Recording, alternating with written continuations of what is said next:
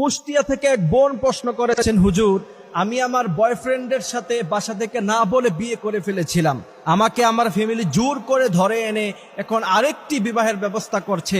এখন আগের স্বামী থেকে অর্থাৎ আমার যে বয়ফ্রেন্ড ছিল তার সাথে যে আমি বিবাহ করেছি সেখান থেকে এখনো পর্যন্ত তালাক নেই নাই, তাহলে কি আমার এই দ্বিতীয় বিয়েটা জায়েজ হবে কিনা? এইটা কিন্তু আমাদের সমাজে হরহর ঘটে, এটা কিন্তু কমন একটা বিষয়। আমার চোখের সামনে এরকম অনেক ঘটনা আমি দেখেছি যে একজনের সাথে ভেগে গিয়ে বিয়ে করছে, তারপর তার থেকে ডিভোর্স না এনে জোর জবরদস্ত করে মেয়েকে আরেক জায়গায় বিবাহ দিয়ে দিচ্ছে পরিবারের সিদ্ধান্ত অনুযায়ী। এখন এই সময়টায় আসলে করণীয় কি? এটা কি এই বিবাহটা কি হালাল হবে নাকি হারাম হবে? এইখানে একটা জিনিস বুঝতে হবে, সেইটা হচ্ছে আবু হানিফা রাহমাতুল্লাহি আলাইহি মাযহাব যারা আমরা অনুসরণ করি, এরা কুমারী হোক অথবা বিধবা হোক উভয়ই তার গার্ডিয়ানের অনুমতি ছাড়া যদি ইজাব কবুল করে, এরপর তার সামনে যদি দুইজন সাক্ষী থাকে, বিবাহ হয়ে যাবে, বিবাহ সম্পূর্ণ হয়ে যাবে।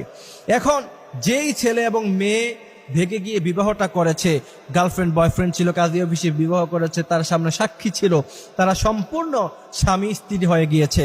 এখন যদি কোনো বাবা মা চায় যে তার সে আগের সম্পর্কটা ভেঙে দিয়ে দ্বিতীয় আবার কোথাও বিয়ে দিবে, সেইটাকে ইসলাম জায়েজ করে শুধুমাত্র কুমারী মেয়ের ক্ষেত্রে। যদি চায় অবশ্যই তার স্বামী থেকে জোর জবরদস্ত করে এনে তাকে দ্বিতীয় জায়গায় বিয়ে দিতে পারবে, এইটাকে ইসলাম জায়েজ করেছে। তার একটা কারণ হচ্ছে যে তার মেয়ে তো বুঝে না, তার ছেলে তো বুঝে না সে কোন জায়গায় গিয়েছে, তার জন্য সামনে বিপদ হতে পারে।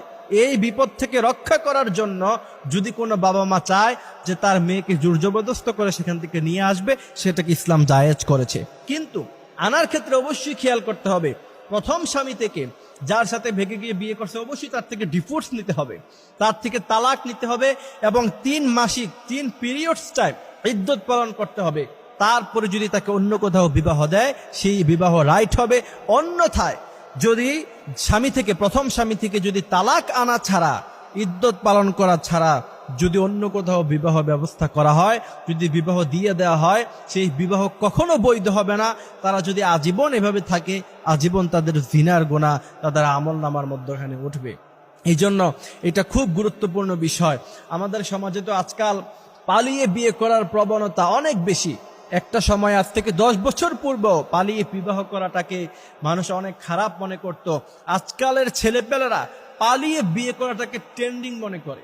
এইটা মনে করে যে তারা খুব ট্রেন্ডিং এ আছে, খুব ভালো কাজ করছে, ফেসবুকে খুব পোস্ট, ফেসবুকে খুব রিলস, খুব ভিডিও, এই করে সেই করে। এইটাকে ইসলাম সম্পূর্ণভাবে নিষেধ করেছে। আল্লাহ পাক আমাদেরকে এই